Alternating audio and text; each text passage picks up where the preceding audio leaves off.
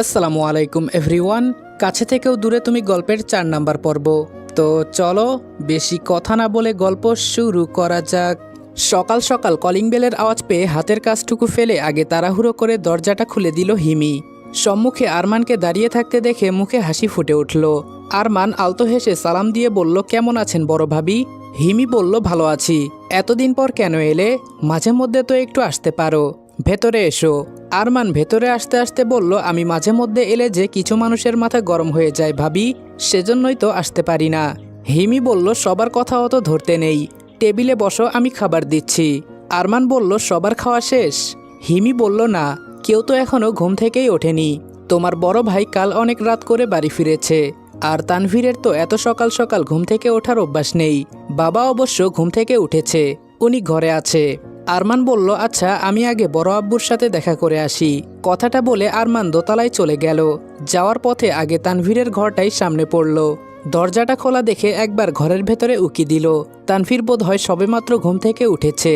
বিছানার ওপর বসে দুহাতে নিজেই নিজের চুল খামচে ধরে আছে।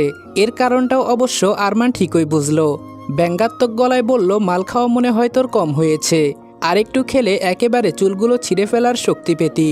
খুব অপছন্দের একটা কণ্ঠস্বর তানভীরের কানে যেতেই চমকে চোখ খুলে তাকালো দরজার দিকে। প্রথমে একটু অস্পষ্টই দেখল, তারপর ধীরে ধীরে আরমানের মুখটা স্পষ্ট হলো। তবে তানভীরের বিশ্বাস হলো না যে আরমান এত সকালে ওর ঘরের সামনে দাঁড়িয়ে আছে। মাঝে মাঝেই তো এমন হয় তানভীরের সাথে। সে আরমানকে সামনে দেখতে পেয়ে গালিও দিয়ে দিয়েছে অনেকবার, আজকেও তার ব্যতিক্রম হলো না। শালা সর সামনে থেকে, মাল খেলেও তোকে দেখি, না খেলেও তোকে দেখি। শালা পেয়েছিসটা কি? আমার ঘাড় থেকে কবে নামবি তুই? আরমান পুনরায় ব্যঙ্গাত্মক গলায় বলল, আমি আর ওঠার সময় কই পেলাম? ওখানে তো সারাদিন শয়তানরাই উঠে বসে থাকে। শালা থাক তুই বিছানায় উপর হয়ে।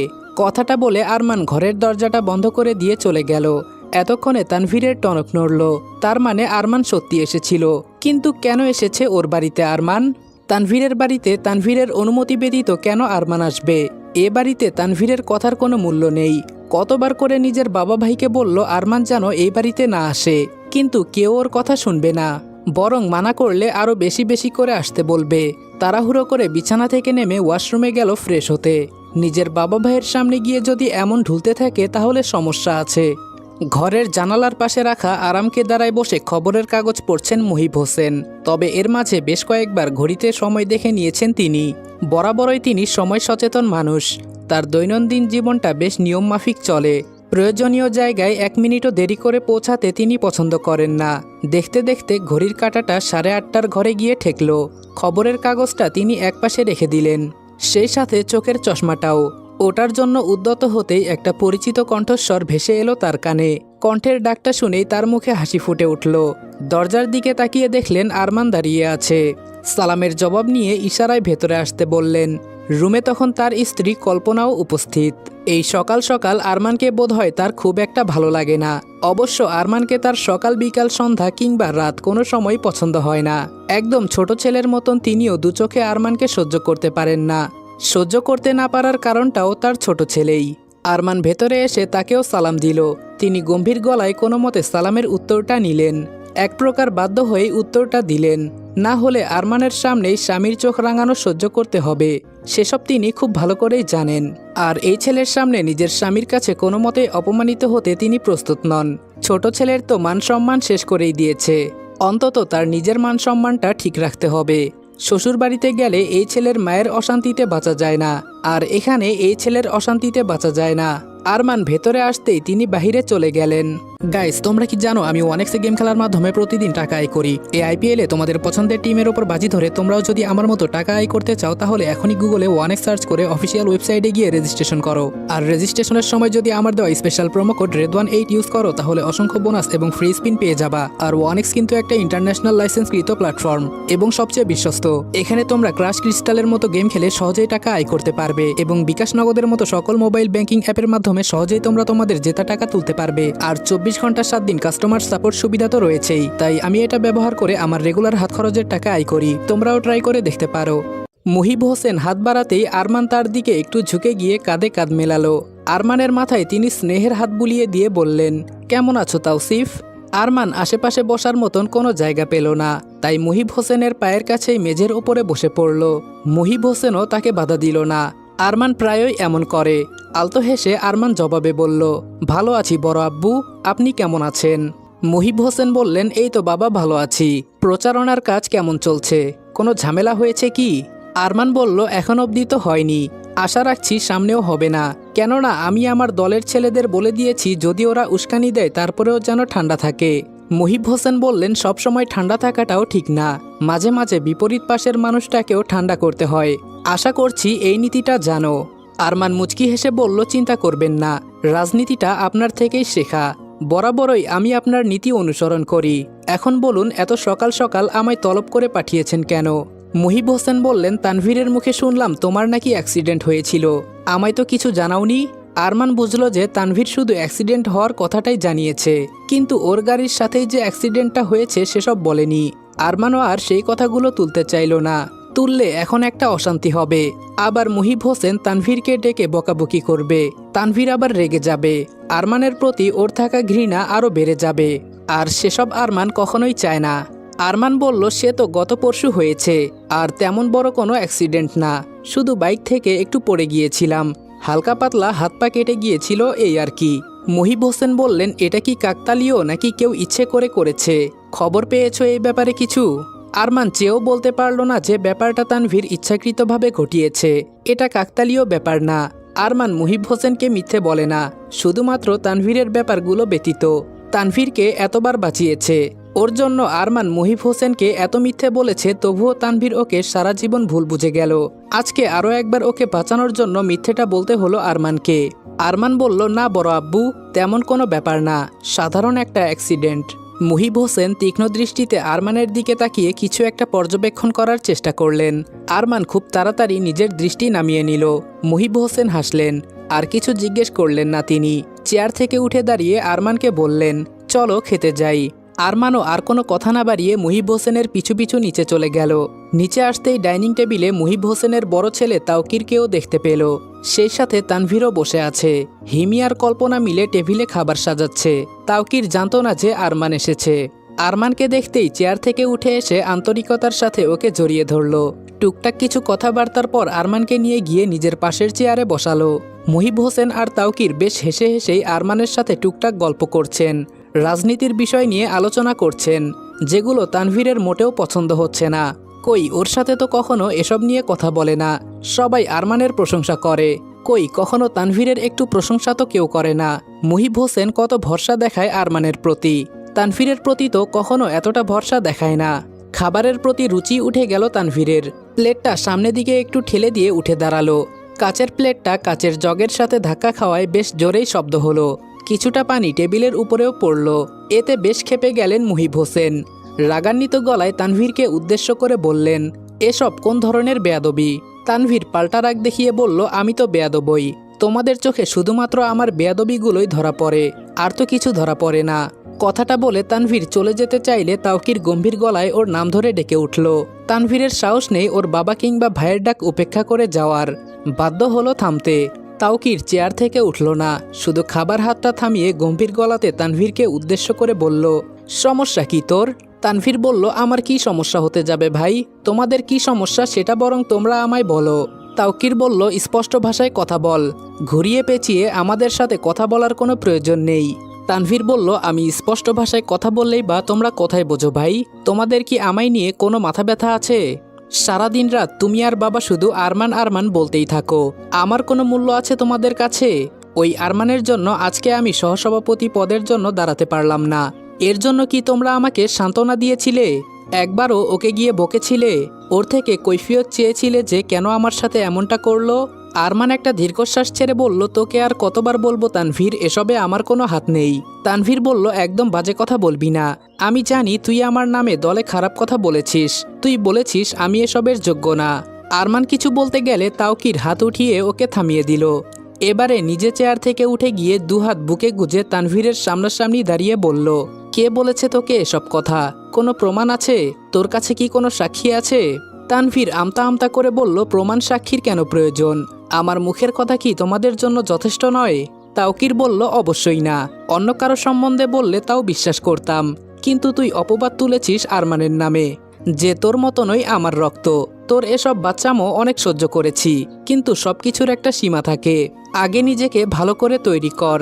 তোকে বারবার করে বলেছি রাজনীতিতে আসিস না, তুই রাজনীতির জন্য তৈরি হোসনি, কিন্তু শুনলি না তো আমার কথা। এর থেকে যদি পড়াশোনায় মন দিয়ে ব্যবসা দেখাশোনা করতি তাহলে তোর উপকার হতো। তানভীর বলল, নাও। অমনি আমার খুদ ধরা শুরু হয়ে গেল তোমাদের, তাই না? তোমরা কেউ কখনো চাওনি আমি রাজনীতিতে উন্নতি করি। তোমরা সবাই আমার পথে বাধা হয়ে দাঁড়িয়েছ। আরমানকে তো বাদ দিলাম, তোমরা আমার নিজের বাবা ভাই হয়েও আমার বিরুদ্ধে গিয়েছ। তোমাদের কাউকেই প্রয়োজন নেই আমার। আমি নিজ থেকেই নিজের উন্নতি করব। একদিন আমি তোমাদেরকেও দেখিয়ে দিব যে রাজনীতি আমার জন্য। কথা বলে হনহন করে হেঁটে তানভীর উপরে চলে গেল। তাওকিরও আর খেতে বসল না, চুপচাপ ঘরে চলে গেল। ওনার পেছন পেছন মুহিব হোসেনও চলে গেল। এবারে তেতে উঠলেন কল্পনা। সরাসরি আরমানকে উদ্দেশ্য করে তিনি কিছু বলতে পারলেন না। একা একা রাগ দেখিয়ে হা হুতাশ করে বলতে লাগলেন, কে জানে কার নজর লেগে যায় মাঝে মাঝে আমার সংসারে, কার কালো ছায়া পড়লে আমার সংসারটায় এমন অশান্তি শুরু হয়। ছেলে স্বামী কেউ সকালে খেলো না। খোদা তুমি বলো কে নজর লাগিয়েছে আমার সুখের সংসারের ওপর। আরমান ফিক করে হেসে ফেলল। আরমান জানে কল্পনা ওকে উদ্দেশ্য করেই কথাগুলো বলছে। মানুষটা যে দু চোখে আরমানকে সহ্য করতে পারে না, সেটাও আরমান খুব ভালো করেই জানে। আরমান খাওয়া ছেড়ে মোটেও ওঠেনি, বরং প্লেটের খাবারটুকু শেষ করে কল্পনাকে উদ্দেশ্য করে বলল, আপনার সুখের সংসারে অশান্তি লেগে যায় আপনার জন্যই বড় আম্মু। ছোট ছেলেকে একটু মানুষ করুন। খোঁজ খবর কি রাখেন যে ছেলেটা আজকাল মদের নেশায় ডুবে থাকে? এমন চলতে থাকলে রিহ্যাবে পাঠাতে হবে আপনার আদরের ছেলেকে। কল্পনা মনে মনে আরমানকে কড়া কিছু কথা শোনানোর জন্য প্রস্তুতি নিলেন, তবে সেই সুযোগ ঠিক হয়ে উঠল না। তার আগেই মুহিব হোসেন আর তাওকিরকে আসতে দেখে তিনি চুপ করে গেলেন। সেখানে দাঁড়ালেনই না, নিজের ঘরে চলে গেলেন। তাওকির আরমানকে আসতে বলে মুহিব হোসেনকে নিয়ে চলে গেল। আরমান বেসিন থেকে হাত ধুয়ে পেছন ফিরতেই দেখল হিমি তোয়ালে নিয়ে দাঁড়িয়ে আছে। আরমান সেটায় হাত মুছে হাস্যোজ্জ্বল কণ্ঠে হিমিকে উদ্দেশ্য করে বলল, আজকে আসি ভাবি, রান্নাগুলো খুব সুন্দর হয়েছিল। আরমান যেতে ধরলে হিমি ওকে পেছন থেকে ডাকলো। আরমান পেছন ফিরে তাকিয়ে কিঞ্চিত ব্যস্ত গলাতেই বলল, কিছু বলবেন ভাবি? হিমি ইতস্ত ভঙ্গিতে বলল, একটা কথা বলার ছিল তোমায়। আরমান বলল, হ্যাঁ বলুন। হিমি বলল, তুমি একটু সাবধানে থেকো কেমন? আরমান কপাল কুঁচকে প্রশ্ন করল, হঠাৎ এই কথা? হিমি বলল, এমনি বললাম। তোমার বড় ভাই বলে যে কোনো নির্বাচনের আগে নাকি ঝামেলা বেশি হয়। তোমার ভাই আরেকটা কথাও বলে, রাজনীতিতে কাউকে বিশ্বাস করতে নেই, নিজের কাছের মানুষদের কেউ না, নিজের বন্ধু বান্ধব কাউকে না। তুমি নিজের খেয়াল রেখো, তানভীরকেও একটু দেখে রেখো, ও যেন খারাপ পথে চলে না যায়। ছেলেটাকে নিয়ে আমরা সবাই খুব চিন্তায় থাকি, জানি ওর মাথায় একটু গরম, তবে খারাপ না। আরমান আনমনে হেসে বলল, যে মানুষ মারতে চায় তাকে ভালো কি করে বলি ভাবি? হিমি বলল, কিছু বললে? আরমান নিজেকে স্বাভাবিক করে বলল, না ভাবি কিছু না, চিন্তা করবেন না আপনি, আমি নিজেরও খেয়াল রাখবো, সেই সাথে তানভীরেরও। আজকে আসি। সকালবেলা ঘুম থেকে উঠে গোসল করে একটা নতুন সুতি শাড়ি পরল প্রার্থনা। ভেজা চুলগুলো শুকনো গামছা দিয়ে মুছে গামছাটা বারান্দার গ্রিলের সাথে রেখে দিল। আয়নার সামনে গিয়ে দাঁড়িয়ে নিজেকে একবার খুব ভালোভাবে দেখে নিল। ঠোঁটের কোণাটা কালচে হয়ে গেছে, গলার কিছু জায়গাতেও নখের দাগ বসে গেছে, কিছু কিছু জায়গায় লাল হয়ে উঠেছে। সেসব দিকে খেয়াল দিল না প্রার্থনা। চুলটা আঁচড়ানোর জন্য চিরুনিটা হাতে নিতে ধরে খেয়াল করলো হাতে বল পাচ্ছে না। পরে হাতের দিকে নজর দিতে মনে পড়ল একটা আঙ্গুলে বেশ ভালোই আঘাত পেয়েছে। ফাহাদ মুচড়ে ধরেছিল, সেই আঙ্গুলটা ফুলেও উঠেছে। প্রার্থনা অন্য হাতে সেখানে হাত বোলাতে ধরলেও ব্যথায় কোকিয়ে উঠল। তবে প্রার্থনার সেই ব্যথাগুলো এই বাড়িতে দেখার মতন কেউ নেই। সেই কোন সকালে ফাহাদ বেরিয়ে গেছে। রাতে যে নিজের নববিবাহিত স্ত্রীর প্রতি কি অমানুষের মতো অত্যাচার চালিয়েছে সেসবে তার না কোনো খেয়াল আছে, আর না কোনো অপরাধবোধ। সকালে একবার জিজ্ঞেস করার প্রয়োজন মনে করেনি তুমি ঠিক আছো কি না, বরং দ্বিতীয়বারের মতো নিজের অমানসিক অত্যাচার চালিয়ে চলে গেছে। আর প্রার্থনাকে সেই সব কিছু চুপচাপ সহ্য করে যেতে হয়েছে। যদি দু একবার মুখ ফুটে নিজেকে বাঁচানোর জন্য অনুরোধ করেছে, তার বিনিময়ে ফাহাদের হাতের কিছু থাপ্পড় হজম করতে হয়েছে। আর প্রার্থনার কাছে তো সেসব হজম করা ছাড়া আর কোনো উপায় নেই। উদ্গীরণ করতেও পারবে না, গলায় আটকে রাখলেও নিজেরই কষ্ট হবে, তাই বাধ্য হয়েছে হজম করতে। প্রার্থনা ভাবল, গতকাল যদি ফাহাদের জায়গায় সাহিত্য থাকতো তবে কেমন কাটতো ওর বিয়ের প্রথম রাতটা। অবশ্যই অন্যরকম কাটতো। সাহিত্য তো ফাহাদের মতন এত নির্দয় না। সাহিত্য প্রার্থনাকে ভালোবাসতো, ওর প্রতিটা ছোঁয়া হতো ভালোবাসাময়, ভীষণ কোমল। মাঝে মাঝে কি সুন্দর প্রার্থনার জন্য কবিতা লিখত। রোজ নিজের ভালোবাসার গল্প শোনাতো প্রার্থনাকে। সেই মানুষটা কি ফাহাদের মতন এমন নির্দয় হতে পারে? কখনোই না। হ্যাঁ, যদি ফাহাদের জায়গায় সাহিত্য থাকতো তবে প্রার্থনার বিয়ের প্রথম রাতটা অন্যরকম কাটতো, জীবনটাই অন্যরকম হতে পারত। প্রার্থনার এসব ভাবনার মাঝেই ঘরে ফারিহা এলো। মেয়েটাকে দেখতে বেশ হাসি খুশি লাগছে। এসেই পেছন থেকে দুহাতে প্রার্থনাকে জড়িয়ে ধরে বলল, কেমন আছো ফুপি? ফারিহাকে আসতে দেখে প্রার্থনা তাড়াহুড়ো করে নিজের চোখের জলটা মুছে নিয়ে মুখে একটা মিথ্যে হাসি ফুটিয়ে তুলে বলল, ভালো আছি আম্মু, তুমি কেমন আছো? ফারিহা বলল, সকাল সকাল তোমায় দেখে খুব ভালো লাগছে। জানো, আগে তো সকাল হতে না হতেই বাবা আর চাচু বেরিয়ে যেত। আমিও সকালে একা একাই তৈরি হয়ে স্কুলে যেতাম।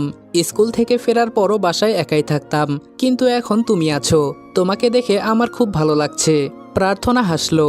ফারিহা প্রার্থনাকে ছেড়ে ওর সামনে দাঁড়িয়ে বলল, তোমায় কিন্তু খুব সুন্দর লাগছে ফুপি। কথাটা বলতেই ফারিহার নজর গেল প্রার্থনার ঠোঁটের কোনায় কালচে দাগটায়। আলতো করে সেখানে হাত বুলিয়ে দিয়ে প্রশ্ন করল, এখানে কি হয়েছে? প্রার্থনা বলল, কিছু হয়নি। ফারিহা বলল, আরে বললেই হলো নাকি, আমি দেখতে পাচ্ছি জায়গাটা কেমন কালো হয়ে আছে। প্রার্থনা বলল, ও এমনি, আমার কথা বাদ দাও, তুমি বলো সকালে খেয়েছো? ফারিহা হয়তোবা বুঝতে পারল যে প্রার্থনা কথাটা এড়িয়ে যেতে চাইছে, তাই নিজেও আর কোনো কথা বাড়ালো না। টুকটাক কিছু কথাবার্তা শেষ করে প্রার্থনার হাত ধরে নিয়ে যেতে চাইলে প্রার্থনা ব্যথায় আর্তনাদ করে উঠল। ফারিহা তৎক্ষণাৎ হাতটা ছেড়ে দিয়ে চিন্তিত গলায় বলল, কি হলো? আমি তো খুব জোরে ধরিনি হাতটা। প্রার্থনা ব্যথায় কুচকানো মুখ নিয়ে বলল, হাতে ব্যথা পেয়েছি। ফারিহা বলল, কেন, কি হয়েছে হাতে দেখি? প্রার্থনা বলল, একটা আঙ্গুল ব্যথা করছে, বুঝতে পারছি না মচকে গেছে না ভেঙে গেছে। ফারিহা আলতো করে প্রার্থনার হাতটা ধরে দেখল একটা আঙ্গুল ফুলে গেছে। এবারে যেন ফারিহার কাছে ব্যাপারটা বেশ পরিষ্কার লাগলো। প্রশ্নাত্মক গলায় জিজ্ঞেস করলো, বাবা তোমায় মেরেছে তাই না? মেয়ের কাছে তার বাবার এমন কুকীর্তির কথা বলতে প্রার্থনার নিজেরই বিবেকে বাঁধল। মিথ্যে কোনো অজুহাত দিতে নেবে তার আগেই ফারিহা বলে উঠল, মিথ্যে বলো না, বাবা আম্মুকেও মারতো আমি জানি, তোমাকেও নিশ্চয়ই মেরেছে। প্রার্থনা আর কিছুই বলল না। এই ছোট মেয়েটাকে আর কি বা নালিশ করবে? বড় বড় মানুষগুলোই তো কষ্ট বোঝে না, সেখানে এই ছোট মেয়েটা ওর কষ্টগুলো শুনেই বা কি করবে? ফারিহা দুহাতে শক্ত করে জড়িয়ে ধরল প্রার্থনাকে। মেয়েটা কেঁদেই ফেলেছে। ক্রন্দনরত গলায় বলল, তুমি আরজু ফুপির মতন কেন হতে পারলে না? আজকে যদি তুমি আরজু ফুপির মতো হতে কিংবা আরজু ফুপি এখানে থাকতো তাহলে তোমার সাথে এসব হতে দিত না। প্রার্থনা একটা দীর্ঘশ্বাস ফেলল। ফারিহা ভুল কিছু বলেনি। আরজু এখানে থাকলে আজকে প্রতিশোধ নিত, ওর আপার গায়ে হাত তোলার প্রতিশোধ নিত। পার্কে বেঞ্চের উপর বসে আছে আরজু। আজ সময়ের একটু আগেই এসেছে, তার কারণ আজকে ওর এক বান্ধবী ওকে আসতে বলেছে। অনেকদিন হলো দেখা করতে চাইছে মেয়েটা।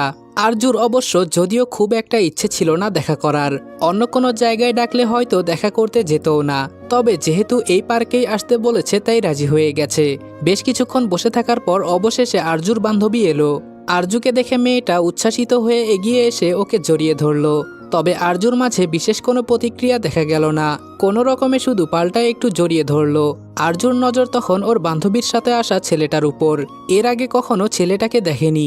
আরজুর জন্য একদমই নতুন মুখ। মলি আরজুকে ছেড়ে দিয়ে কিঞ্চিত অভিমানী গলায় বলল, কতদিন হলো তুই আমার সাথে দেখা করিস না, আমার কথা কি একটুও মনে পড়ে না তোর? আরজু বেশ স্বাভাবিক ভঙ্গিতে বলল, সত্যি বলতে তুমি ফোন না করলে তেমন একটা মনে পড়ে না। মনে পড়ার কি দরকার ছিল? মলি ভেবাচেকা খেয়ে গেল। জোরপূর্বক হাসার চেষ্টা করে বলল, আসলে আমরা তো বন্ধু, দেখা না হলে মনে পড়বে এটাই তো স্বাভাবিক, তাই না? আরজু বলল, তুমি আমার বন্ধু? বন্ধুরা তো সব সময় পাশে থাকে, তুমি তো আমার পাশে নেই। বন্ধুরা তো কখনো তাদের বন্ধুকে ছেড়ে চলে যায় না, তুমি তো আমাকে ছেড়ে চলে গিয়েছো। বন্ধু মানে যে প্রয়োজনের সময় পাশে দাঁড়ায়। আমি তো তোমায় কল করেছিলাম আমার প্রয়োজনে, কিন্তু তুমি তো রিসিভ করনি, তাহলে তুমি আমার বন্ধু হলে কি করে? মলি ভেবাচেকা খেলো নাকি অবাক হলো নিজেই ঠিক বুঝতে পারল না। যুক্তি দিয়ে বিচার করতে গেলে আরজুর কোনো কথাই ভুল না, তবে সবসময় সত্যি কথা মুখের উপর বলে দিতে হবে এরও তো কোনো মানে নেই, তাই না? মলির কাছে অন্তত মনে হলো এখন আরজু এই সত্যি কথাগুলো না বললেও পারত, অন্তত ওর নিজের কাছে একটু হলেও কম অপরাধবোধ অনুভূত হতো। সে যাই হোক, মলি আরজুর এসব কথা খুব বেশি মনে নিল না। জানে মেয়েটা সবসময় সত্যি কথাই বলে, একদম ঠাস ঠাস করে মুখের উপর বলে দেয় সবকিছু। নিজের সাথে আনা ছেলেটাকে দেখিয়ে আরজুকে বলল, আচ্ছা বাদ দে সেসব কথা, এইটা তোর দুলাভাই, আরজু একবার ছেলেটার দিকে তাকালো। আরজুকে তাকাতে দেখে জুবাইর হালকা হেসে একটু আন্তরিকতা জানানোর চেষ্টা করলো, তবে আরজুর মুখ দেখে তার নিজের মুখের হাসিটাও হাওয়া হয়ে গেল। আরজু মলির দিকে তাকিয়ে বেশ সহজ স্বাভাবিক গলায় প্রশ্ন করলো, এর আগেও যে একজনকে এনে পরিচয় করিয়ে দিয়েছিলি দুলাভাই বলে, উনি কোথায় তাহলে? তুমি এক মেয়ে হয়ে কয়জনকে বিয়ে করবে? আরজু কথা শেষ করার সাথে সাথে মলি ওর মুখ চেপে ধরল। মলি টেনে আরজুকে একটু সাইডে নিয়ে এসে বলল, এসব কি বলছিস তুই? কার সামনে কি বলতে হয় জানিস না? আরজু বলল, কেন তুমি ওনাকে বলনি যে এর আগেও তোমার কারোর সাথে সম্পর্ক ছিল? সম্পর্কের শুরুতেই যদি মিথ্যে বলো তাহলে সম্পর্ক টিকবে কি করে? পরে উনি জানলে তো কষ্ট পাবেন। মলি বলল, আরে ভাই আমি বলেছি ওকে, কিন্তু বারবার ওর সামনে কথাগুলো তোলার কি দরকার? তুই চুপ থাক। আর কি তখন থেকে তুমি তুমি লাগিয়েছিস? আরজু বলল, তুই বলে ডাকার সম্পর্ক এখন আর নেই। তুমি ঠিক আছে, যাই হোক, তোমার কথা শুনে আমার মনে হচ্ছে তুমি ওনাকে ঠকাতে চাইছো। একটা কথা মনে রেখো, রিভেঞ্জ অফ নেচার নামে একটা কথা আছে। আজকে তুমি ওনাকে ঠকালে কাল কিন্তু উনিও তোমাকে ঠকাতে পারে। একবার ওনার বিশ্বাস ভাঙলে উনি আর কখনোই তোমায় বিশ্বাস করতে পারবে না। আর 2 দিন পর পর ভালোবাসা বদলানো ছেড়ে দাও। এগুলোকে ভালোবাসা বলে না, এগুলোকে বলা হয় টাইম পাস। অবশ্য ভালোবাসবেই বা কি করে? ভালোবাসা বলতে কিছু হয় নাকি? আপনাকে বোধ হয় কখনো কেউ ভালোবাসেনি, তাই না মিস? সেজন্য আপনি ভালোবাসাতে বিশ্বাসই করতে পারেন না। আবারও সেই পরিচিত কণ্ঠস্বর। আরজুর ভালো লাগে না এক মানুষের সাথে বারবার একই জায়গায় দেখা হলে। কেন ঘুরে ফিরে লোকটা ওর সাথে কথা বলতে আসে? সে কি বুঝতে পারে না যে আরজু বিরক্ত হয়? তবে আরমান আসাতে মলি যেন হাফ ছেড়ে বাঁচল। এখন নিজের ওপরেই রাগ হচ্ছে। মনে হচ্ছে কেন জুবাইরকে নিয়ে আরজুর সাথে দেখা করতে এসেছিল। ওর তো বোঝা উচিত ছিল যে মেয়েটা এমনই শটান, মুখের উপর সব বলে দেয়। একটা দীর্ঘশ্বাস ছেড়ে আরমানকে উদ্দেশ্য করে বলল, ভাগ্যিস আপনি ঠিক সময়ে এসে আরজুকে থামালেন ভাইয়া, না হলে এই মেয়েটা আমার অবস্থা খারাপ করে দিচ্ছিল। আরমান আলতো হেসে বলল, ওনার কথা শুনে আমার মতো মানুষের পর্যন্ত ঘাম ছুটে যায়, আর সেখানে আপনার অবস্থা যে খারাপ হবে এটাই স্বাভাবিক। তো মিস আরজু, ভালোবাসার প্রতি আপনার ঘৃণার কারণটা জানতে পারি? আরজু বলল, জেনে কি আপনার কোনো উপকার হবে? আরমানের মনে হলো যদি বলে উপকার হবে না তাহলে হয়তো আরজু বলবেও না, তাই মাথা নাড়িয়ে হ্যাঁ বোধক উত্তর জানালো। যেহেতু আরজু বুঝতে পারল যে উত্তরটা জানালে আরমানের উপকার হবে, তাই ভাবলো বলা যেতেই পারে। উপকার হবে তার মানে প্রয়োজনীয় কথা, আর প্রয়োজনীয় কথা বলা যেতেই পারে। আরজু বলল, ভালোবাসার প্রতি আমার আলাদা করে কোনো ঘৃণা নেই। ভালোবাসা জিনিসটাই ঘৃণিত। ভালোবাসা মানে কেউ না কেউ কষ্ট পাবে, কেউ না কেউ কাউকে ঠিকই ঠকাবে। ভালোবাসা মানে কোনো একজনের প্রতি আমাদের ঘৃণা ঠিকই তৈরি হবে, তার মানে ভালোবাসা ঘৃণিত। আরমান বলল, কোথায় লেখা আছে এরকম কথা যে ভালোবাসলে কেউ না কেউ কষ্ট পাবেই? আরজু বলল, লেখা না থাকলে নতুন করে লিখে নিন। প্রত্যেকটা বিষয় কোনো না কোনো সময় কেউ না কেউ কোথাও লিপিবদ্ধ করেছে। এই কথাটা হয়তো আজ অবধি কোথাও লেখা নেই। এবার থেকে না হয় আপনি আপনার মনে এটা লিপিবদ্ধ করে নিন, কাজে লাগবে। আরমান বলল, আপনার কি মনে হয় না আপনি মানুষটা একটু অদ্ভুত?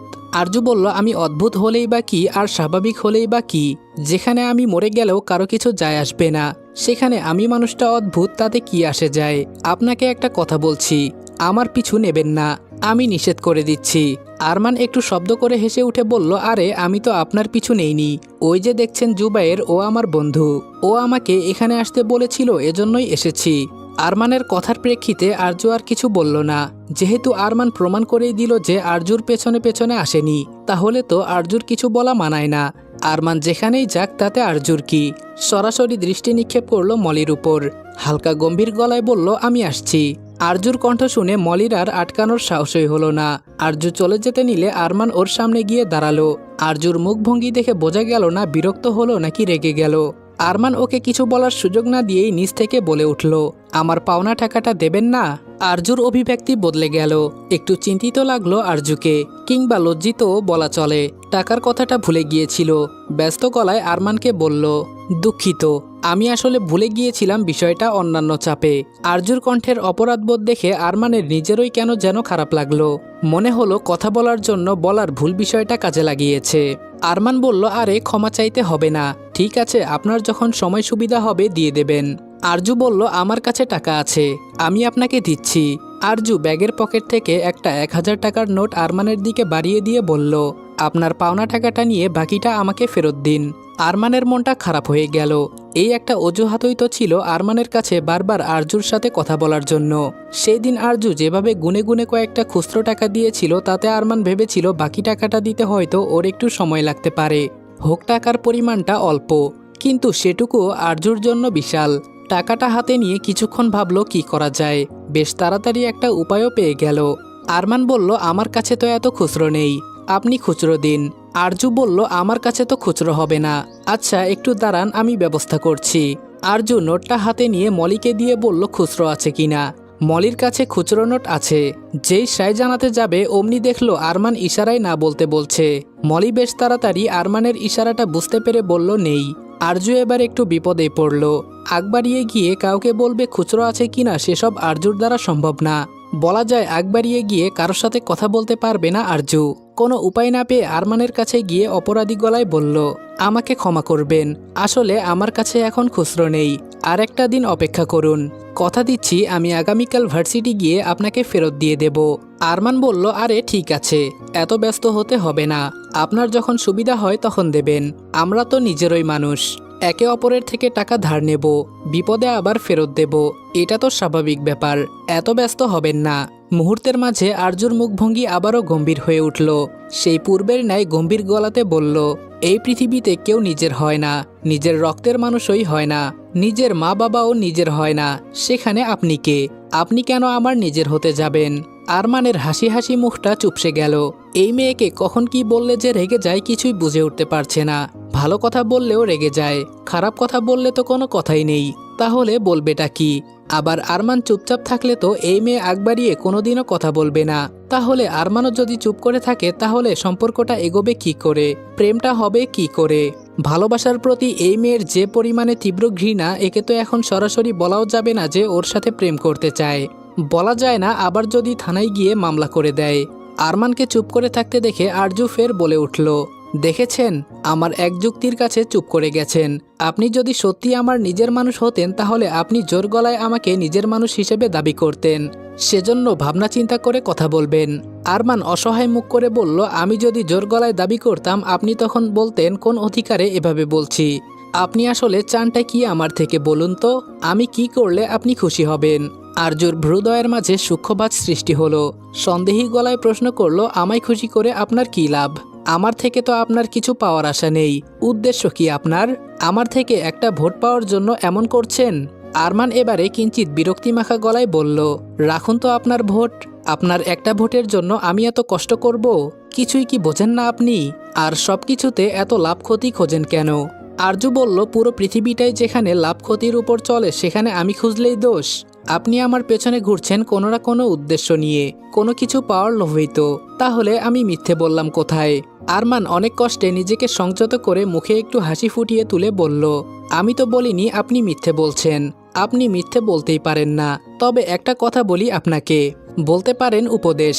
মাঝে মাঝে একটু হেসে হেসেও কথা বলা যায়, তাতে অপর পাশের মানুষটা একটু নার্ভাস কম হবে। এই দেখুন আমি হাসছি, হেসে হেসে কথা বলছি, সেজন্য আপনি নার্ভাস হচ্ছেন না, কিন্তু আপনার গম্ভীর কণ্ঠ শুনে আমি নার্ভাস হচ্ছি। আরমানের কথায় আরজুর অভিব্যক্তির কোনো পরিবর্তন ঘটল না। কাটকাট গলায় বলল, আপনি নার্ভাস হচ্ছেন তার কারণ আপনি জানেন, আপনি নিজে যুক্তিহীন কথা বলছেন। আর আমার কথায় যে যুক্তি আছে সেটা আমিও জানি, আপনিও জানেন।